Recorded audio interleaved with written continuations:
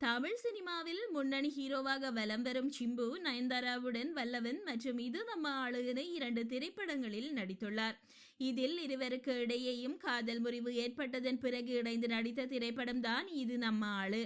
இப்படத்தை இயக்குனர் பாண்டிராஜ் இயக்கியிருந்தார். ஆனால் இது நம்ம ஆளு திரைப்படத்தின் முதலில் நடிக்கவிருந்தது நயன்தாரா கிடையாதாம், நடிகை நஸ்ரியா தானாம். இதனை இயக்குனர் பாண்டிராஜ் சமீபத்தில் பேட்டி ஒன்றில் வெளிப்படையாக கூறியுள்ளார். ராஜா ராணி படத்தின் வெற்றிக்கு பின் இப்படத்தில் நஸ்ரியாவை நடிக்க வைக்கலாம் என பாண்டிராஜ் திட்டமிட்டுள்ளார். சிம்புவை வைத்து மட்டும் 20 நாட்கள் படப்பிடிப்பு நடந்து வந்துள்ளது. ஆனால் திடீரென இப்படத்தில் நயன்தாராவை நடிக்க வைத்தால் அப்படி இருக்கும் என நினைத்துள்ளார் பாண்டிராஜ். பின் இது குறித்து சிம்புவிடம் கேட்க நயன்தாராவிற்கு ஓகே என்றால் எனக்கும் ஒன்றும் பிரச்சனை இல்லை என அவர் கூறியுள்ளார்.